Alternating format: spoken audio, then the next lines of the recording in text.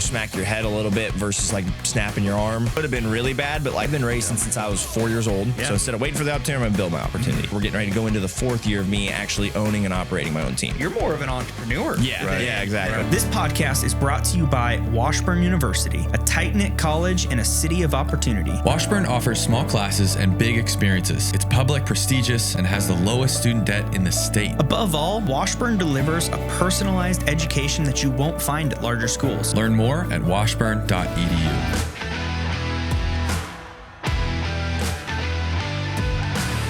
All right, welcome to Topeka Insider. Today we've got Kevin Moranz. This is actually a part 2 episode. Part 2. He is a Supercross professional racer and a Netflix personality. Last time we talked about his experience on Netflix, and today we want to dig into his Supercross career. So welcome back to the studio, man. Appreciate it. Back to the studio. He's wearing the same thing that he was. We're still here. We're not sure. Hey, wear the same outfit you wore last time. We're not fooling anybody. Yeah, exactly. I love it. Dude, Supercross. Mm-hmm. What is Supercross? So Supercross is an high intensity action sport on dirt bikes, motorcycles. Supercross specifically is more inside of stadiums. So major baseball, football stadiums all around the United States. So like Angel Stadium, California, Ford Field up in Detroit, AT&T Stadium in Texas, like those kinds of stadiums. Wow. And yeah, it's a 17 round championship. We're, at least in my class, so I'm in the 450 Supercross class, the premier class, where we race all 17 rounds, and you're just trying to stack points for the championship. How do you get points? What's the is it a race? Yes, so it is a race. Yeah, I guess my bad. Yes, Supercross racing. So I know nothing. Yes, it is. So it's a track within a Supercross stadium. It's more of a tight track with big jumps, obstacles, stuff like that. We're not doing freestyle. We're not doing backflips. We're not doing anything like that. It's purely how fast can you go and how efficient can you be getting over the obstacles, I guess is the best way to like dumb it down as much as I can. Please do. Continue. And so, 17 rounds. There's X amount of people that they accept into these races, but you have to qualify into them to be able to race the night show. So there's qualifying. This all happens within one day. Qualifying in the morning. If you go fast enough, the top 40 racers get to go to the night show. Then you have 2 heat races, each with 20 people. There's 22-man gate. So there's obviously empty gates on the heat races. 20-man gate. Top nine go to the main event. Main event's how you get points. So it's 18, but there's a 22-man gate. So then everybody who doesn't make it from the heat races goes to an LCQ, last chance qualifier, to fight for the last 4 positions, that then go to the main event, 22-man gate for the main event, and that's where you start to score points for the championship. Gotcha. And when you say, go ahead. Well, I was just saying, is that like the event, like when someone buys a ticket, takes their kids to a Supercross, is it the main event part that they're going to, or is it the all day? They can go to the whole thing. Oh, okay. Yeah. So it just depends on when you want to get there. there. And when you say 17 rounds, that like 17 laps? 17 rounds, so 17 weekends. So Supercross is from 17 different races. Yes, 17 different races, different locations. Gotcha. Sorry. This is fun. I haven't explained it to complete newbies in a while. I love it. So how to explain it to idiots. Yeah. So starts January 10th-ish, ends May 10th-ish. So it's from January to May is our Supercross. That's what I am kind of, I don't want to say specialize in, but kind of specialize in, at least at this point in my career. Outdoors or pro motocross, which is what a large majority of people race, even like locally and whatnot. Everybody does motocross because motocross is just out in a field, out on an outdoor pasture type area with a big track built. Supercross is more niche of being inside of stadium, and it's more of like a show within the race versus like outdoors is more, or motocross is more like the hardcore grassroots fan. Gotcha. Interesting. Gotcha. Okay. How long have you been doing this? Exactly. I've been racing since I was 4 years old. I've been racing professionally since I was getting out of high school. So we're going into like 8 years now. Yeah. How do you get, I mean, this newbies here. Yeah. This seems like something you do when you're, growing up and it's fun and it's a hobby. And you found a way to turn professional out of, like, how do you turn professional doing this? So kind of going through a qualifying process of doing well enough in the amateur ranks, amateur races, or even coming into like a pro-am is what they call them. So like kind of your transition phase, doing well enough in those, getting good enough results to qualify and get accepted for a pro license is kind of how you go pro in our sport. Yeah. How'd you get into racing to begin with? So we came over when we moved to Topeka. So I was born in Manhattan, Kansas. And then we moved over to Topeka a couple years later. So I was like 3 or 4. I have an older brother who's 15 months older than me. So he was 5-ish, 6-ish at that point. And we went over to meet our neighbors. So we have Titmans and Timmons. So they're people that were similar ages to us, but we're obviously little kids. We go over and we meet our neighbors and we see kids our age on these little PW bikes. And like, we look at our dad, we're like, yeah, we want to get into this. We want to ride these things. I want a motorcycle. Yeah. So like our whole neighborhood was kind of into it and we all raced, locally. And then kind of gradually all of us got to the regional and national level and going to one of the major nationals in amateur nationals in the US. And then I started having a little bit more success with it and felt like kind of going amateur pro and had early success with that. And I was like, okay, like I could probably really do this.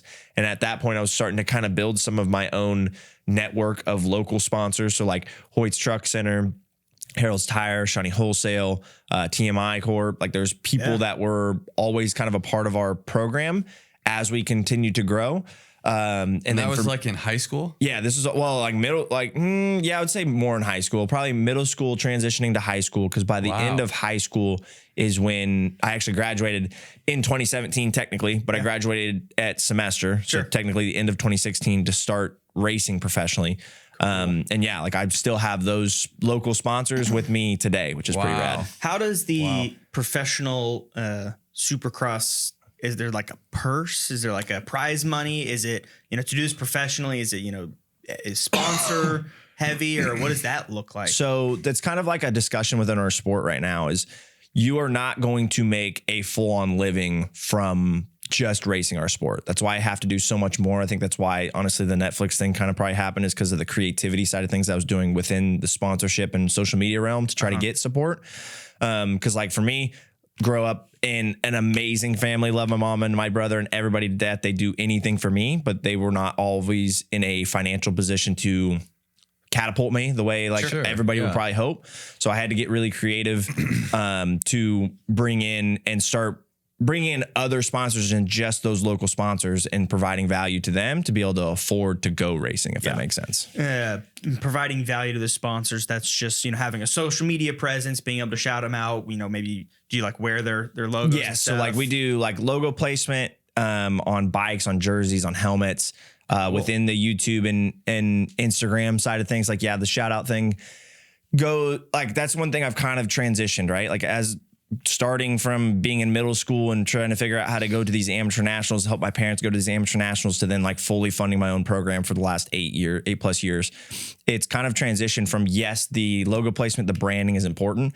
Depends on what that sponsor wants, but there's a lot of value behind, kind of like memorabilia, gifts, thank you packages, and experiences. Yeah. So like, hey, come out to the races. We're going to host you guys. Yeah. Or if you have certain clients that you're trying to lock in, you want to show them an experience. If you have certain employees that are doing great and you want to show them an experience, like we can give you a full Supercross racing experience that can couple with being a part of the team. Super cool. That's so like dope. As I kind of transitioned from just the logo placement and, hey, I'll put your logo here, you give me X amount. It's kind of transitioned to, hey, we're going to make you feel like you're part of this family. You're going to feel like you're a part of this process. Plus, if you come to any races, we got you. We're going to show you a good time. Yeah. Wow. So when you say Supercross, your team, you're referring to yourself, your sponsors you're including in that. Do you have other people that work with you full time? Do you have, what does that look like? What does the team look like? So the last 6-7 years, I mean, honestly, since I went pro, so I guess the last 8 or 9 years, I've had my own program. So I've kind of always been known as being like a privateer. So the best way to explain it too, because I think you were asking, I kind of skimmed over it, is the money situation. So no, you don't make a ton of money from the sport. You make more money from your sponsors and the people that you have a part of your program. What was the last question you just asked? You said you're a privateer. What does your team Okay, so yes. So there's kind of 3 different sectors that I like to put it in. There's privateer, which means you're paying for everything on your own bikes, your own flights, your own hotels. You're taking care of everything, all the maintenance, everything yourself. So you're fully doing it on your own.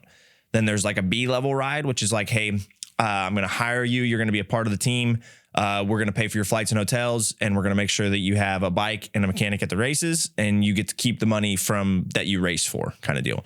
And then there's a full factory rider, which is like Red Bull, Monster, part of these, KTM, Kawasaki, Honda teams that they're paid salary, they're paid all the bikes, parts, flights, hotels, everything's covered. They obviously, like, I get a salary on top of it, bonuses, stuff like that. So like the goal is to be a factory rider. I had always been a privateer. I had a really good season to the point where there was also injuries within some of these manufacturers that their factory riders were non-existent. They were not, there's nobody on the track, but I was on their brand racing still.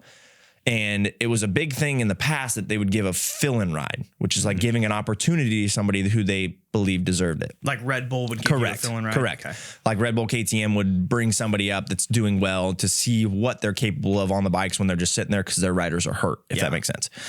That didn't really happen for me in 23 when I had a really good year. And after that, I was like, also, like, I have to understand, like, these are full-on factory teams. Like, they don't want to bring some 15th place guy onto their bike that's supposed to be a podium dude. You know what I mean? Yeah, I'm following. So like it would obviously have helped a lot and could have transitioned into something bigger, but like I wasn't going to sit there and be salty about it. So he could have just pouted about it and been salty about it. But I was like, I mean, at this point, I'm just going to start building my own team. I'm going to start building my own legitimate team. So then I'm not like waiting for an opportunity, being salty that an opportunity doesn't come. Yeah. So instead of waiting for the opportunity, I'm going to build my opportunity. So this is actually going on the 3rd year. We're getting ready to go into the 4th year of me actually owning and operating my own team. Wow. So last 2 years, not talking about 26, so 24, 25, I teamed up with Champion Tool Storage, is my partner in the team. And he provided a Renegade race hauler for us to go to the races in. So it was like pretty much a nice camper with a shop in the back. Yeah. So that happened the last 2 years. This year in 26 was actually the first year that we transitioned to a full semi. So Champion Tool Storage came in, stepped it up. We got ourselves into a full tractor trailer setup, full 53-foot trailer, all the branding fully wrapped, logos on the side of the truck, everything like that. And this is the first year that it wasn't just me a part of the team. We brought Grant Harlan on as our second rider. Wow. So this was the first operation as a 2-rider, 450 main event quality team. Wow. And starting to kind of portray and build the setup because, like I said, with like Harold's Tire, Hoyt's Truck Center, Shawnee Wholesale, those TMI Corp, the local sponsors that I've always had behind me, it is now transitioning not just from the Kevin Moranz. I have to kind of transition it. It's not just the Kevin Moranz program. It's like the Kevin Moranz racing team, if that makes sense. Yeah. Is that what you're calling it? Is that? Yeah. So it's Kevin Moranz Racing. So KMR is what I call it. But like our team name this year, because Champion Tool Storage is such a massive part of the team. He's my partner in the deal right now. It's Champion Tool Storage, KMR, KTM. Because like our manufacturer is KTM. Sure. So yeah, like that was a long-winded answer. Yes. So we race the manufacturer of KTM 450s right now. To be honest with you, that answer was super enlightening. What I'm kind of picking up, correct me if I'm reading into this right, is you're more of an entrepreneur. Yeah, right. Yeah, exactly. A racer to some, like you race, you're a racer, but like, there's like a business side of this that you're running. Yeah. Like I enjoy the business side of it just as much as I enjoy the racing side of it. So like, that's what's really unique with me in the space. And it honestly, it garners us a ton of TV time because I'm in both of us riders are in the, let's just say 12 to 20th place range in these main events. Right. Yeah. And you're not going to hear about almost anybody from the 4th to 22nd range. Mm-hmm. Well, we'll say 6th to 22nd range. Sure. They like to talk about the top 5. Right.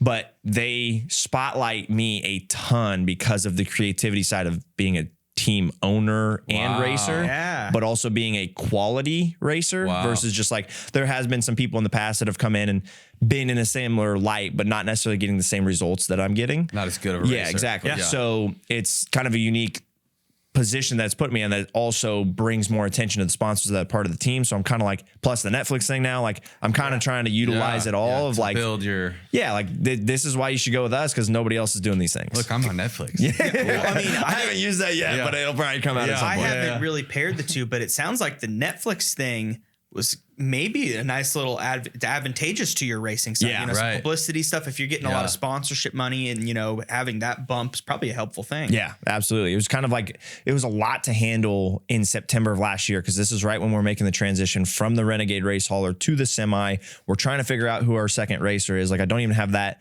locked in by the time I have to ditch my phone and go into this house. So like there was a lot of other things going on. So after I got out of that, like the last 7 months, because coming out of that, then we had to figure out who the second racer was. Then you have like a month and a half to put in like a preseason boot camp and training. And I'm down in Florida, also trying to get all the bikes and everything ready for both racers for photo shoots and all that stuff in December. And then go out and start the season in January and race 17 consecutive weekends. Wow. And like you said, like, do I have other people that are a part of the program too? Like this year, I've got a full-time videographer that I fly around. I've got a full-time mechanic. I've got my girlfriend that comes to all the races. She helps a ton as well. Myself, we've got Evan, who is the truck driver and the second rider's mechanic that doubled as that. And then Garen, who's with Champion Tool Storage. So you got like 5 full-time. Yeah. Like, Garen and the driver, because the driver was under Garen or Champion Tool Storage this year, just because like the semi is owned by him. So like just the legality side of things. Yeah. But yeah, like I employ in a sense, at least through Supercross for half the year, and manage, the videographer, the mechanic, Rachel, myself. Like I've got to have flights, hotels. Like I do all of that stuff as well myself, on top of the sponsorship side of things, the training, the racing, the managing the second rider, make sure he's taken care of. Like, it's a lot. And then tack on Netflix and trying to capitalize on doing content with and watching that and keep it like, it was insane. So like, that's why apologies for not like being here immediately as soon as you guys asked, but like, no, you're good. It has been insane. And then Supercross just wrapped up. The show just wrapped up, both about 2.5 weeks ago. So I'm finally on the downhill slope of getting back organized before strap up the boots and start game planning for 27. Yeah. You know what I mean? So what are you, 27, 28? 26. 26. Okay. How long, excuse my ignorance to the sport, how long can you ride for? Like, when do you get out of your prime? At what point is Kevin going to be, less rider, more business owner of an operation?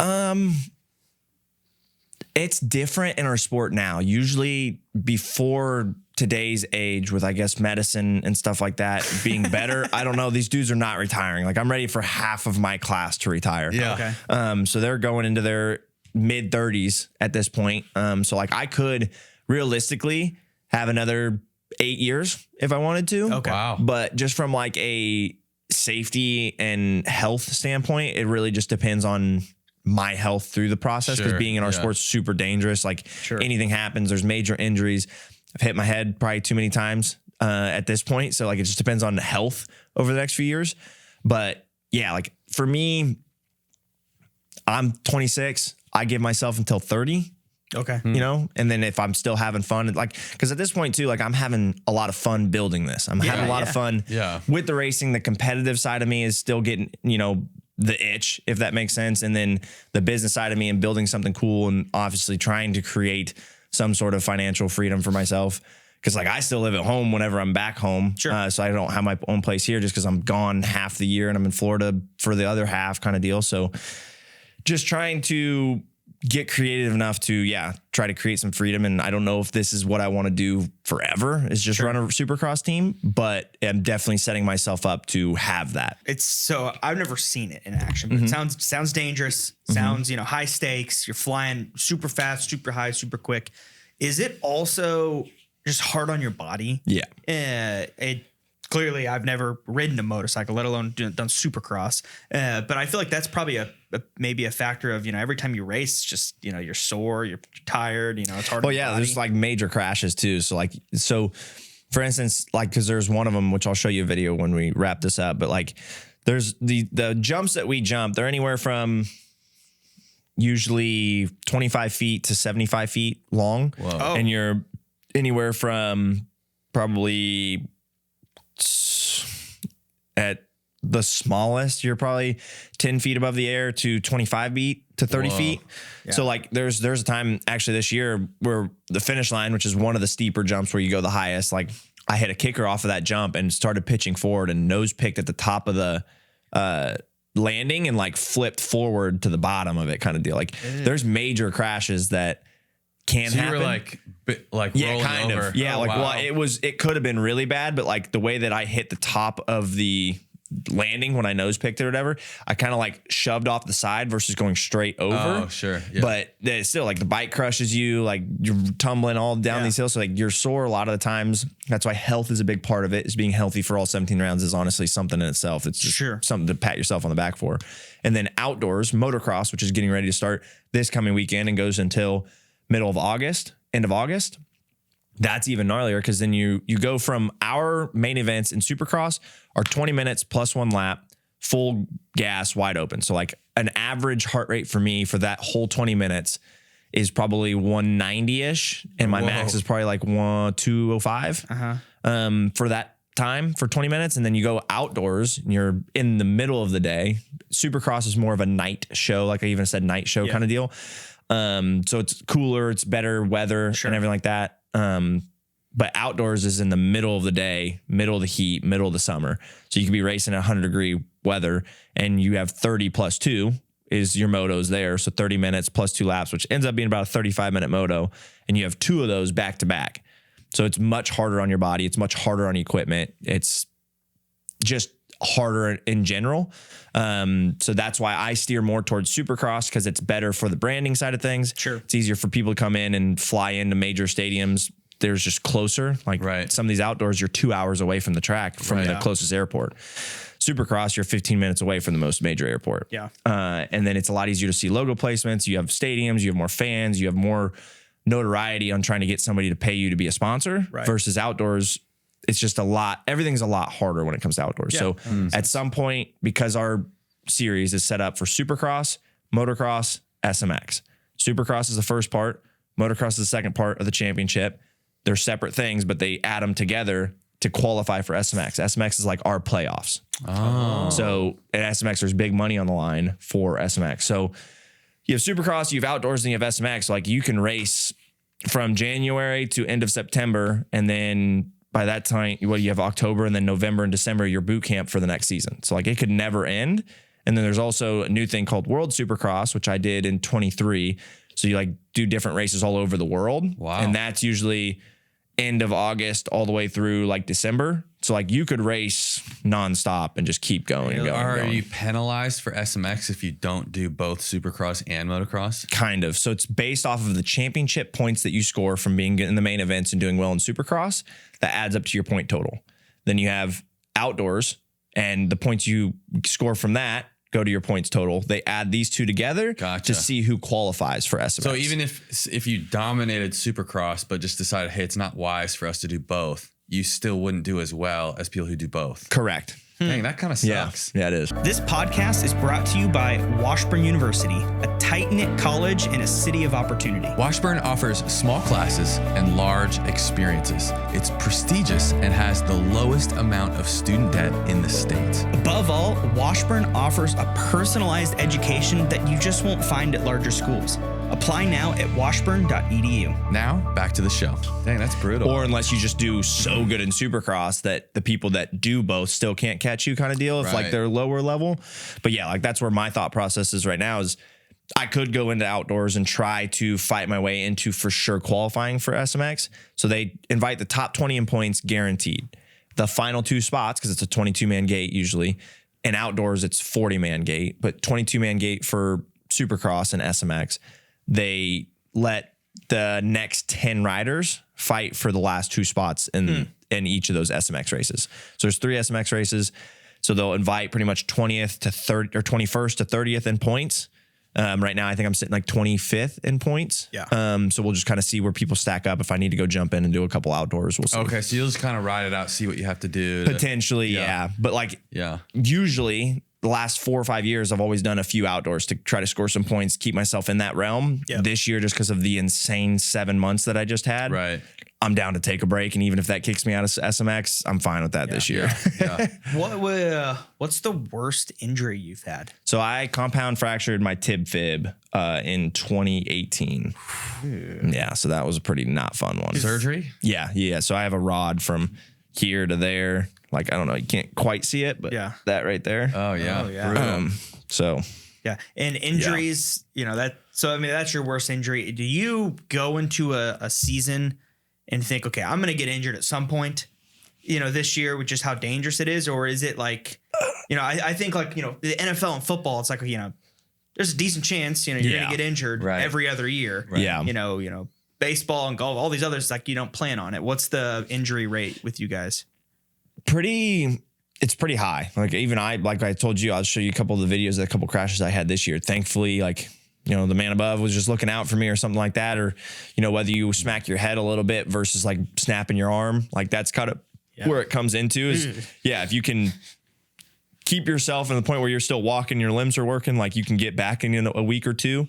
But that's also like the danger side of things. And like what I talked about, because I've already hit my head a good amount of times, like depends on how healthy I can be without doing that will determine how long I keep racing. Yeah, that makes sense.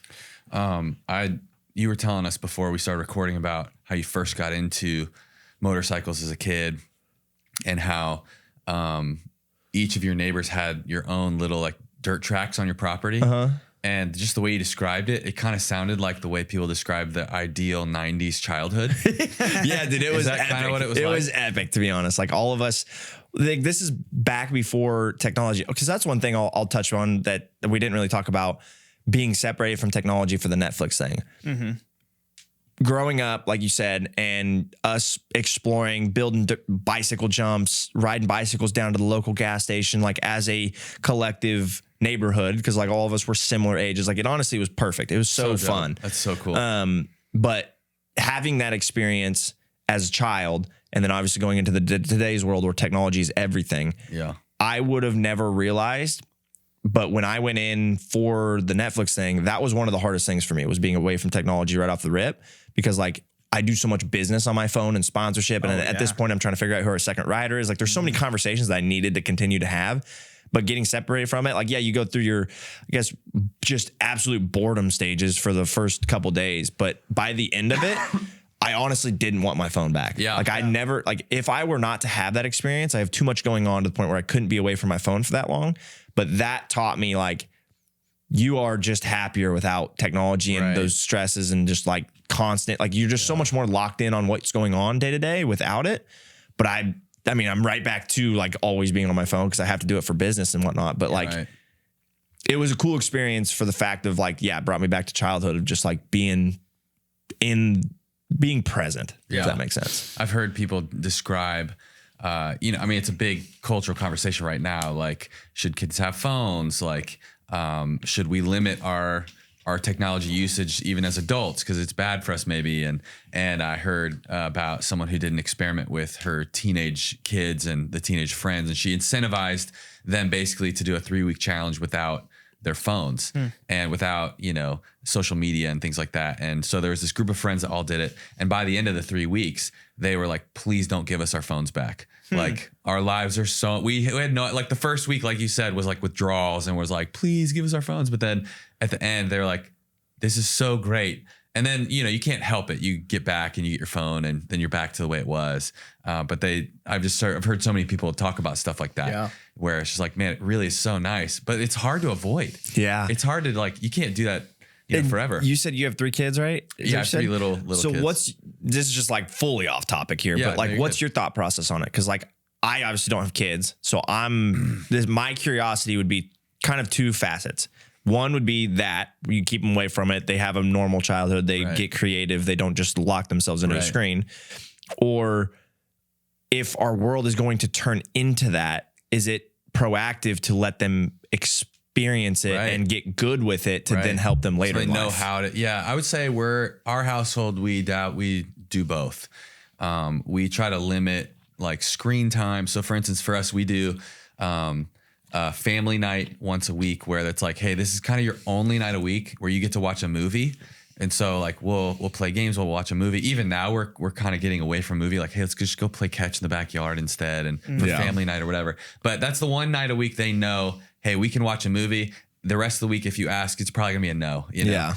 But we use like my wife just found this app on our iPad that is basically piano lessons in this app. And it's crazy. It's like, it turns piano lessons into this like addictive game.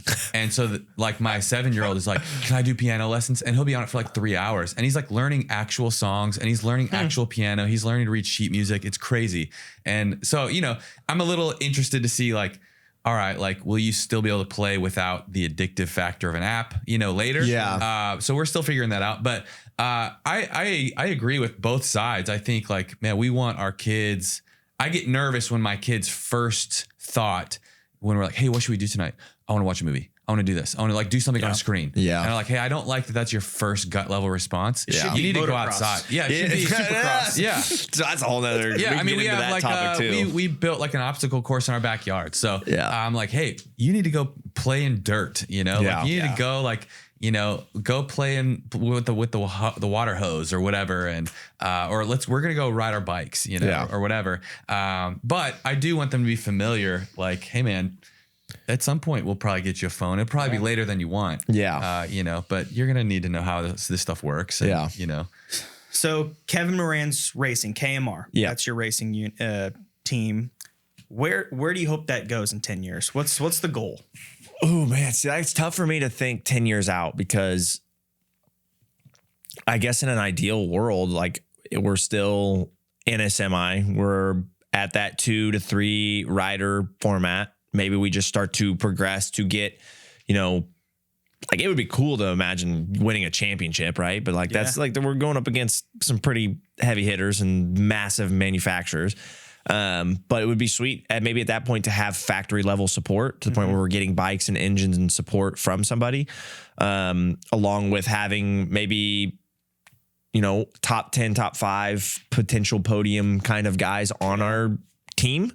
But also for me, like it's tough for me to imagine that outside of me being a racer as well, because that takes so much of my energy. Yeah. That I think when I kind of cut that off, as long as we have the support to sustain it, because that's what I'm worried about right now is cutting that off, losing a lot of the support that we have because everybody's kind of a part of it because of the creative side of things that I'm doing with building my own team plus being a quality racer.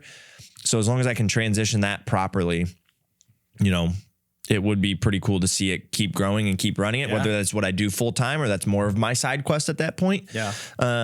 Because I think I have a lot of interest in like just what we've done going through COVID and whatnot. Like I have a skid loader because I have a track at the house. Like I really enjoy doing dirt work and home improvement projects and building houses and shops and stuff like that. So I think it would be fun for me to like buy and flip homes in the future. Maybe would be fun, but obviously that takes a ton of capital to get into. But I don't know. As of right now, I'm just going to keep rocking because I'm having fun and with the building of the race team and enjoy racing as well. Well, our viewers know that we, Gabe, John, and I, we love a good white monster. That's an inside joke. People who've watched the show get it. But there's nothing more I'd like to see than KMR take on Monster and clean house. That would be pretty rad. Yeah. That would be pretty rad. Are those kind of the people that are on the podium? Is Red Bull and Monster? Yeah, so Is you it have people Red like Bull, that? KTM. You have, I think it's Red Bull. Red Bull supports the Honda riders, but it's HRC Honda. And then Monster Energy Kawasaki. What about these guys? See, they're nowhere in our sport right now. right. They could be. It would be sweet to bring them in. They're too busy being on podcasts. Yeah, I guess. Yeah. Are they supporting you guys? Oh, no. Yeah, see, I would love to get a hold No. of them. But that's hilarious. You even asked that. Yeah. Yeah, I know, right? We sacrificed our Red Bull sponsorship so we could have Celsius Yeah, instead. exactly. Yeah. I'd be interested to know like how you got your first sponsor and what made you think that you should do that. So it was actually back in the amateur nationals, just trying to go to Loretta Lynn's, which is the most major amateur national in our sport. It was too expensive for our family to afford just going to that How old one were amateur you? national. By the time I was like, could understand that money was like, okay, we need more of it if I want to do this. To get to the It was race, probably 12, 13, Wow, 14, crazy. maybe. I could probably completely be off on that. But me thinking about it, I graduated high school at 17, which means I started at what, 14-ish? Like 13, 14, which means I know by that point I was already doing on whatever I was doing. So yeah, I would have to say, what was the question again? How'd you get your first sponsor? Yes, first sponsor. So it was me having to get creative to help my parents fund the fuel to get to that amateur national. And it was simply just me putting together, okay, like at that point, it was all logo placement based. Right. So I was like, oh, if I put your logo here, like that's valuable for you, even though me now older, knowing that somebody from Topeka helping a kid that is a local Topeka guy put their logo on something that's going to be in Nashville, Tennessee for the amateur national does absolutely nothing. Yeah. You know what I mean? Hey guys, next time we're in Topeka, we can go to that mechanic shop. Yeah, exactly. So, but at that point, it was just like, hey, I'm going to put this is kind of our cost. This is what I'm trying to get. We're going to do this banner. We're going to hang it up or whatever. At that point, I was kind of already starting to do the social media side of things. Like you guys probably know this fully. Like, it's annoying that that's such a big part of it, but it's such a big part of it. Yeah. And so I started kind of doing that. And it was just started out with like, hey, you either have one of the lowest spots for $50 a spot, or you do one of the major spots that's up on top and there's only 2 of them for $500 a spot. You know what I mean? So it kind of started there, and honestly just going to local businesses only, because at that point I didn't have like a national or regional reach. And yeah, like that's where the Harold's Tire, the Hoyt's Truck Center, the TMI Corp, the Shawnee Wholesale, like the people that are kind of in the program, the Letco Cycles from Kansas City, like those kinds of people were like, yeah, like we'll give you $50, we'll give you $100, like we'll help you with some fuel. Like, and it just kind of kept growing from there, which has been super exciting. So you're 12 years old and you've been doing like local races up to this point? Like, local and regional. So like I think I went to Loretta's, this amateur national, for the first time when I was like 8 years old. And where's that? That's it's in Nashville. Yeah, it's close to Nashville, Tennessee. So at that point, your family's just like, hey, this is a cool hobby our kid has. Well, let's all go do this thing. Correct. But then when you're 12, it becomes, hey, well, this is way too expensive for us to keep doing and taking you nationally. How did you as a 12-year-old get to the point where you're like, well, I could get sponsors? I think it was because, so like even younger than that, right? You come through and there's this thing called Hook It. And it's like you do something, or based off of your results, you'll get 50% off of Dunlop tires or something like that, right? So I was like, okay, like performance based, there's bigger quantities of percentage off based off of how you do. So then I was kind of like putting that like, okay, within this little whatever on Hook It, they want a logo placement here. So I'm like, okay, if they're equating that to being worth 50% off, what could I do to equate that to be 100% off or something like that, right? As a 12-year-old, that's what I don't know. I mean, I know for sure by the time I hit high school, I was already doing this stuff and had a good flow at it. So meaning, but this is mainly you. It wasn't like your parents were like, hey, I know, son, how we could do this. I don't think so. Yeah. I don't also want to discredit them. Well, no, I'm not trying to do that either. Yeah. I'm just so curious, like how you just got the idea and the motivation to call all these random people and do this. Yeah. You know, I think it's amazing. So one thing that it also kind of started is when I had gone to some of these other bigger races, and a lot of people will replace their tires. So this is, I don't know how to speak with this. Like this is for other people to determine versus what I determine about my upbringing. But we came from, my family in a sense didn't have a bunch of spare money. Let's just put it that way. Right. Yeah. So we would go to these races and I'd see these very well off people changing their tires and just leaving their tires at this trailer, right? Mm-hmm. That they changed them. So I started to the point where I'd go, it started dumpster diving where I'd find like, cause I know I would kind of understand at this point, you know, the monetary situation that my family was in, and that was a stress point at times. Sure. So I was trying to alleviate that stress point. Yeah. So I was like, okay, what can I do? And I was like, well, I know tires are kind of expensive and people around here don't want to pay $120 for a new tire. So I would actually go, like, these races would pick up the people's trash and take it and put it in the dumpster. I'd like go dumpster diving to find old tires, old chairs, old plastics, things I could take back home and sell. And so like it started where that's honestly kind of like where the first creativity entrepreneur side of me started. Wow. Because I'd take these old tires back home that were plenty good. Yeah. And I'd sell them for 20, 30, 40 bucks a pop. And then boom, you have cash in your pocket. And like, I'm like, well, that was something that somebody just thought was trash. And now I'm making it into money. Right. Yeah. And I was like, at that point too, like, this is like kind of the creative side of me, or the mindset side of me is at that point going into high school, people are starting to get their first jobs. And I know my buddies or people within my school year are like working at McDonald's. They're doing this. Like I even worked at Kansas Fencing for a little bit, which that was kind of a per panel. We were fixing some of their fencing that they put up around new construction. And I just always had like a wire of like, how can I make money kind of deal. And so, yeah, I just started out with that. And I'd figured out that like people are throwing things away that are valuable. I could turn it into money. And then, okay, that's what I was getting at though. My buddies are working for $8-9 an hour, spending all day, or I go grab a tire out of a trash can and make the same amount of money in 2 seconds that they work all day for. Wow. So I think that mindset of, that's why I think I really enjoy the racing and the business side of things, is because I'm kind of technically the owner manager situation. I kind of handle the finances. I understand how things work.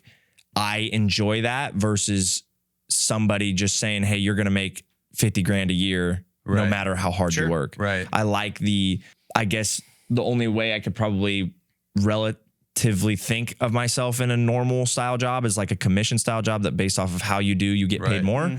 But like, that's where that all kind of started, is because like, I mean, even before that, I remember going to Petro, my local Petro, and they have like the chip thing right in front of the counter. And like, I would take a straw while my dad was checking out and get down on the floor and scoop quarters out of under the chip thing that people would drop their change. Like, it started there, dude. And then like picking up cans, and I'd have my mom would literally drive her car slow while I was picking up cans down the street. Cause I'd take that to go recycle to make make more money there. Like, it was kind of, sorry, go ahead. Yeah. It's just kind of like trying to find money from anywhere I could. Are your parents entrepreneurs? No. Business owners? No, you just, wow. I don't know. It's cool, just man. like, It's crazy, dude. It's kind it's of very just cool. like, It's impressive to me. It really is. And I wasn't trying to, get you to, discard other people's help. Obviously none of us can do it on our own completely. But it is very impressive to me, just the way that as a young kid, you're seeing, hey, okay, here's the obstacle to this thing. I seem to have a lot of potential. I'm really passionate about it. How can we overcome the obstacle? Well, I can find a way. And I think so many people, I think that's a thing in Topeka where young people are, well, Topeka is never going to change, or I could never do this, or I could never do that. And it's like, why? Maybe you could. I never thought I was going to get on Netflix, and look at me now. You know what I mean? Like, who would have ever thought that was a possibility? It's crazy. Yeah. Some guy from Topeka on this popular Netflix show. It's like, hey, why couldn't you do such and such? Like, maybe there are opportunities you're not aware of. And I just love that the kind of the creativity, the kind of openness to explore, like, maybe like non-traditional, it's not an 8 to 5, but it's like, well, I could pull a tire from the trash and I could sell that, and and fund this whole thing in a non-traditional way. And it's cool, man. So just props. Thank you. I appreciate that. Yeah, it's cool. Will, do you want to transition to some Topeka? Some rapid fire. Yeah. So we like to end our segment on Topeka Insider with some rapid fire questions. Oh boy. We haven't really hit on Topeka much, so I imagine these won't be super rapid. Okay. But let us know when you're ready. We're going to hit you with some Topeka questions. All right. I'm going to get roasted for this. All right, let's go. No, you're good, man. You'll be good. Favorite local restaurant?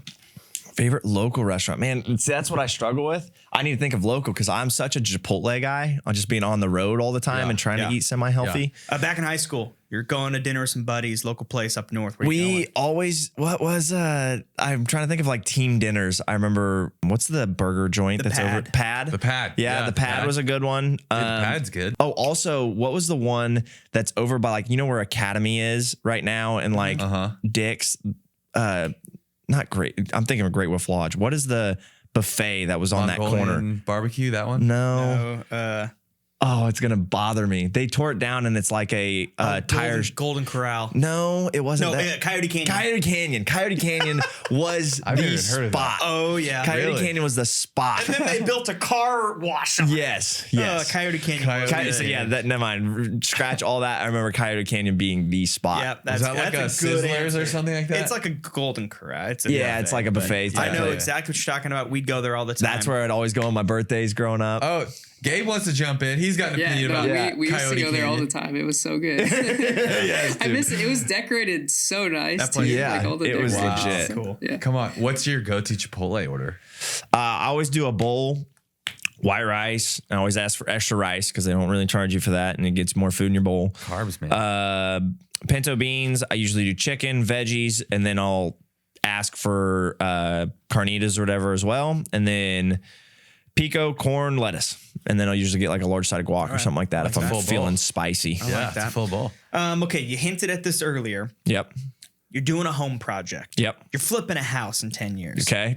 You're getting materials. You're going to work. Yes. Home Depot, Menards, Lowe's. where are you going? As of lately, it's always been Menards. Yeah, because that's superior. Yeah. It And just the makes rebate, sense. 11% rebate. 11%, baby. Get him on that entrepreneurial. Try to make money back. You know what's funny about his answer? I'll defend you, John. We have a going theory that people who do their own home projects go to Home Depot. People who hire home projects go to Menards. Really? So John does his own stuff. He goes to Home Depot. I typically hire stuff. I go to Menards. What's interesting about our theory is Kevin hasn't done the home projects yet or flipped the houses yet, and so he's a Menards guy. Just wait till you start. But you doing own it. a skid loader. You're Skid doing loader, like, stuff. well, You're doing That's what I was stuff. gonna say. We built a 50 by 20 foot deck during COVID, and like we did that all of ourselves. And you're still a Menards guy. Yeah, we just went Menards because you can get the 11% rebate. just What's the makes price sense. point? Is it cheaper know. at Home Depot I haven't and compared. Lowe's? I haven't compared. I don't They're know. all the same. I think it's all just the rebate idea. Is like, oh, okay, Yeah, like, Right. we'll go It's there. probably 11% more expensive. Exactly. Yeah. And if And you only if don't you get fit- the rebate, which Yeah. most people don't, Yes. you're probably. I don't know. Yeah. I don't know. I will say I love how you're getting more and more theatrical with the way you ask that question. Wait, it's becoming. It's like every week you're. So you're doing a home project, Home Depot, and I'm like, bro, it's awesome. That's fun. Do you have a go-to date night in Topeka, Like location. or you just So what yeah, would what you are do? you? Yeah, what are you doing? You guys are in town. Topeka.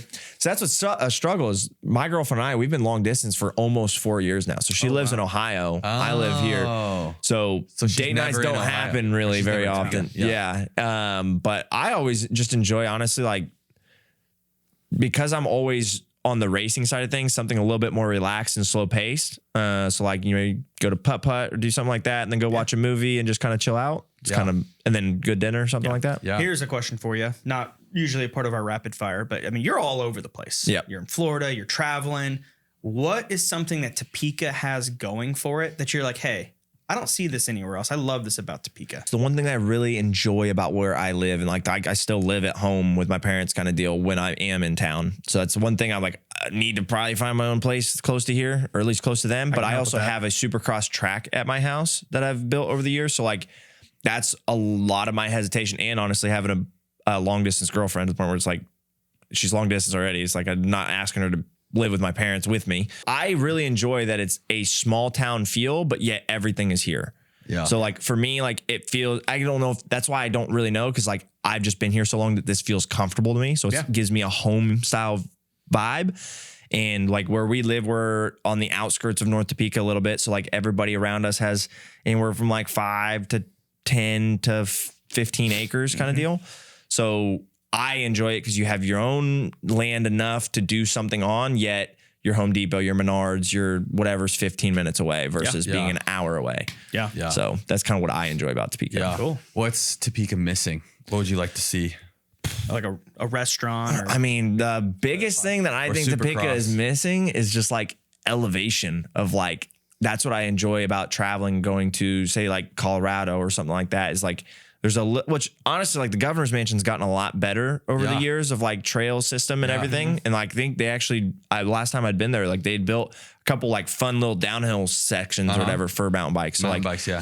that's getting better. I just think it's more of the, what else can you do here versus, in Florida, you got the beach and in obviously you're just not going to get the beach in Kansas, but like there's No Coast not, USA. there's not really like a good plot of land that's like go ride side by sides and have a lot of fun and like the motorsports side of things. I think, that isn't just like, I think or Oakland or whatever, you can go by and just, I don't know. There's just not a ton here, or at least I guess the best way to put it too, is like, there's not a ton of people that are into the same things as me here, I guess is that probably makes where sense. I struggle a little bit, but also like, I'm not around very much. Like I know some people from past and from high school or side by side and like kind of like off-road having fun type of guys. And I'm just not around enough to like have those friends anymore, if that makes sense. Have you ever thought about like renting out the Supercross track in your backyard?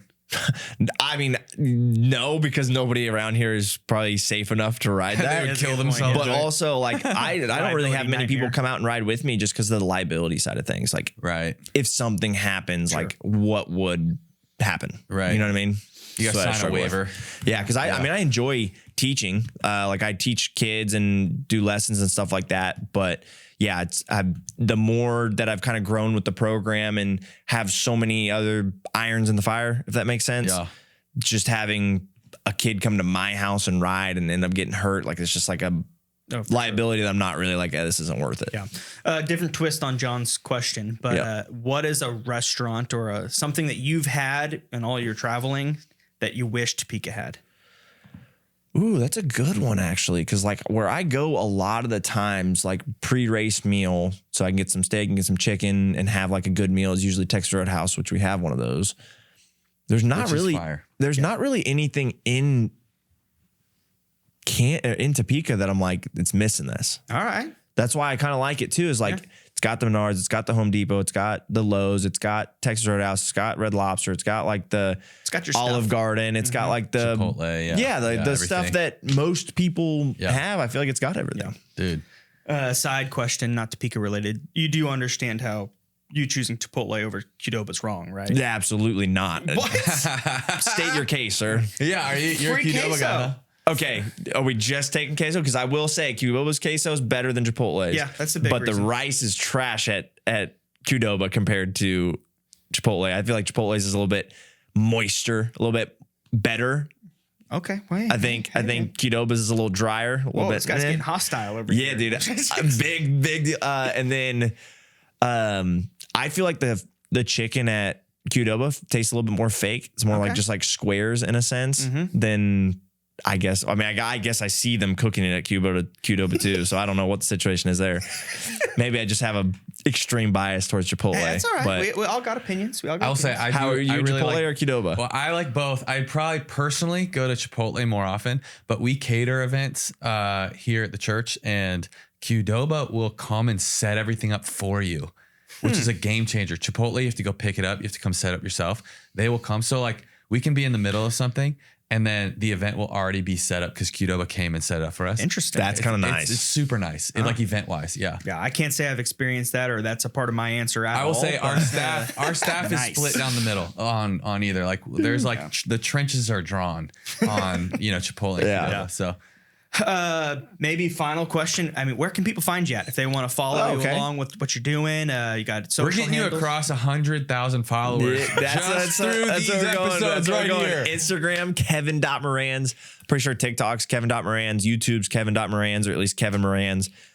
Anything website related or program related, if somebody's interested in being a part of it or support at kevinmoranz.com, or just go check out the website. A lot of information at kevinmoranz.com. Dude, Come heck on, yeah. man. Kevin, thanks so much for joining us, man. Absolutely. Both for our Thank you. previous episode and this episode. This has been such a joy, dude. Yeah, thanks for having me. I appreciate it. Thanks, Yeah. brother.